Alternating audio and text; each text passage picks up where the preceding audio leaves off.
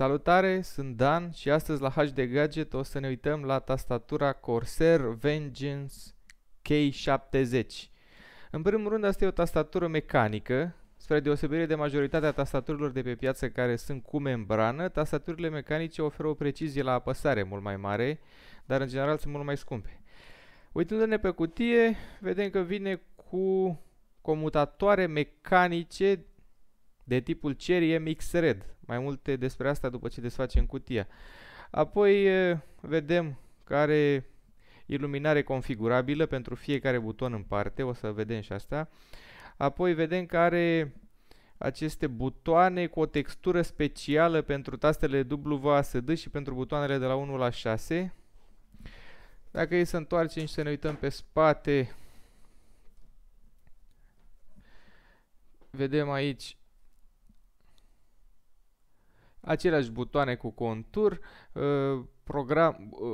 buton special pentru reglarea luminozității tastelor. Vedem că are un USB pass-through, deci un hub USB, controle multimedia și sprijinitoare pentru încheietură detașabilă aici la punctul E. Aici pe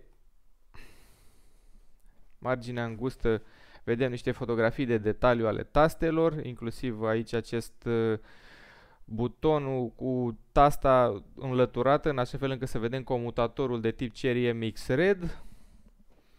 Dar hai să lăsăm suspansul și să ne uităm la ce e în cutie.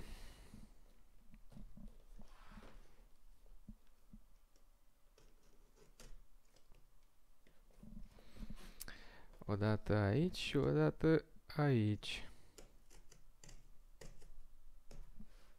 Așa.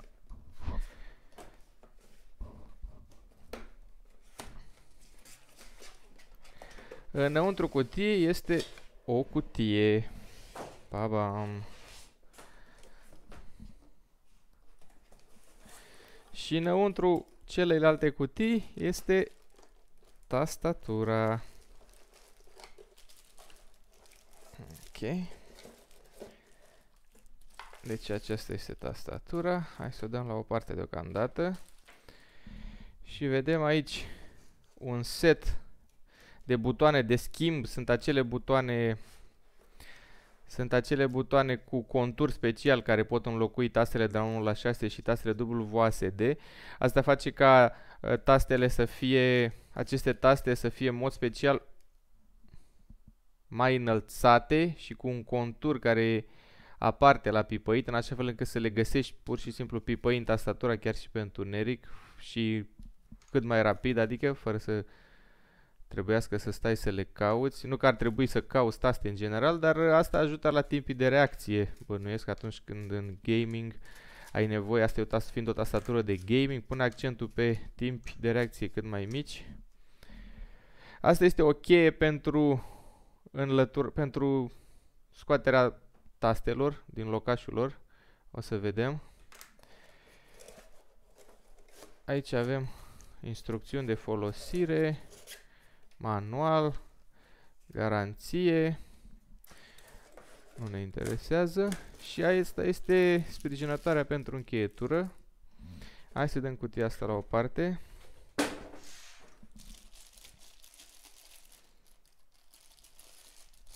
Acum sprijinătoarea pentru încheietură pare să fie din plastic, spre deosebire de restul tastaturii care este din aluminiu. Dar asta nu-i deloc rău, pentru că în felul ăsta este moale și nu deranjează deloc la contactul cu încheietura. Și acum, doamnelor și domnilor, tastatura Vengeance K70.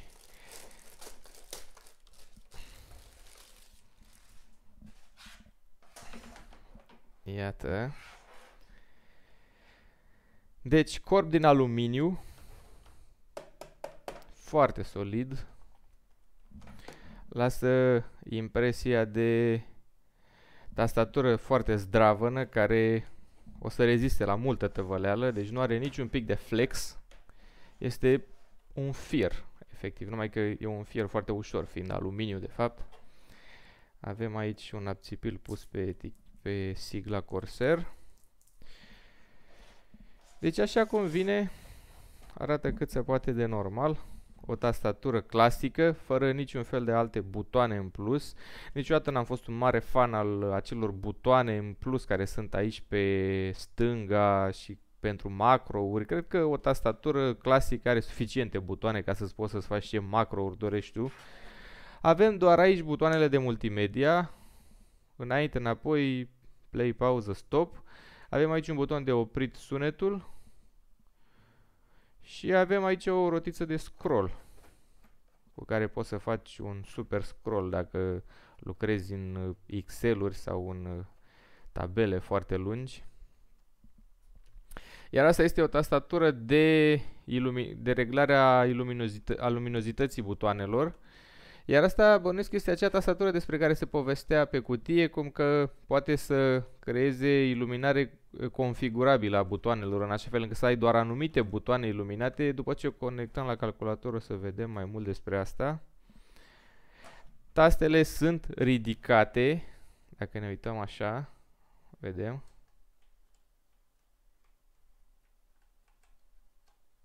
Da.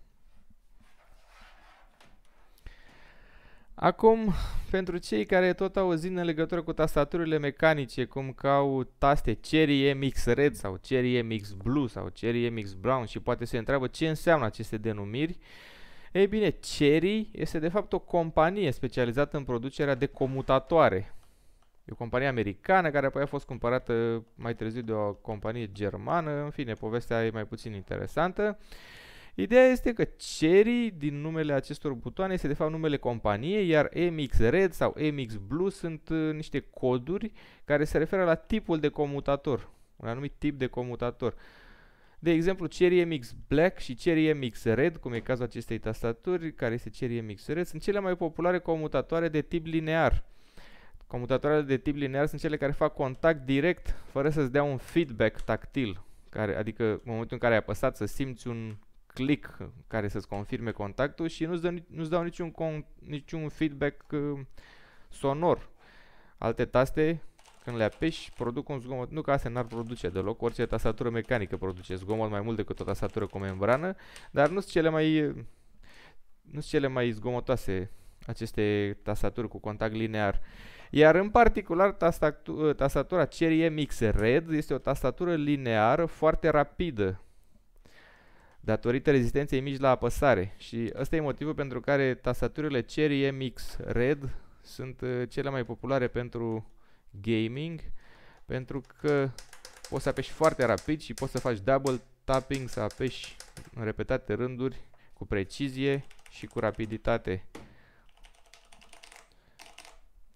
Da, deci ăsta e motivul pentru care Corsair, de exemplu, folosește pentru această tastatură Vengeance K70 taste de tip Cherry MX Red, pentru cine se întreba ce înseamnă asta. Mai departe, să vedem cum arată aici, pe partea de sus. Vedem portul USB. Iată aici cablul. Hai să ne uităm la cablu mai întâi. Este învelit în pânză și este foarte solid. Nu îți lasă deloc impresia că o să se rupă curând. Bănuiesc că are undeva la 1,5 m, 2 metri lungime. Și aici avem acest splitter care împarte firul în două porturi USB. Asta este de contact și asta este, bănuiesc, pentru hub-ul USB. Are și sigla, ceea ce e foarte bine pentru că poți, de exemplu, să elimini hub-ul USB fără să deconectezi tastatura, pentru cine consideră că asta e ceva interesant. Iar aici vedem acest buton care are 4 BIOS-uri, așa spune în prezentarea tastaturii, pentru a, dacă ne uităm mai aproape, vedem că acolo scrie, nu știu dacă se vede pe cameră, scrie BIOS. Ei bine, butonul ăsta este făcut pentru a spori compatibilitatea cu diverse tipuri de BIOS. în așa fel încât dacă ai probleme de conectare la un anumit tip de calculator, tot ce trebuie să faci este să schimbi de aici poziția și ar trebui să funcționeze. Pe spate acum vedem că avem piciorușele acestea pentru umeri obișnuite, care ridică tastatura, dar avem piciorușe și în partea de jos, pe care dacă le ridicăm, tastatura o să fie perfect ridicată de la... Așa vine de fapt. Tastatura o să fie complet ridicată de la suprafața mesei, ceea ce... O secundă că am încurcat firul ăsta. Deci pusă în poziția asta, tastatura nu are niciun pic de înclinare, este doar ridicată de pe masă. Nu știu de ce ar vrea cineva să o țină așa. Eu prefer varianta asta, cu piciorușele de la umeri ridicate, în așa fel încât să-i dea o ușoară înclinare. Acum sprijinitoarea pentru... Sprijinitoarea pentru încheietură este detașabilă și se poate înclina. Hai să vedem cum arată cu sprijinitoarea montată. Foarte comod și plăcut, este moale la contactul cu mâna și oricum dacă nu-ți place poți să o dai jos. Hai să conectăm acum tastatura la calculator și să vedem care e povestea cu tastele iluminate și cu... Dar înainte de asta hai să vedem ce se întâmplă cu aceste taste care pot fi înlocuite. Această cheie se presupune că te ajută la demontat, iată. Deci orice tastă se poate scoate fără niciun fel de probleme. Hai să mai facem o dată. Foarte simplu. Și asta este comutatorul de tip Cherry MX Red, de care vă povesteam mai devreme. Iar deasupra lui se vede LED-ul pentru iluminarea tastaturii. Să dau mai aproape. Bun, și deci pentru aceste taste putem să punem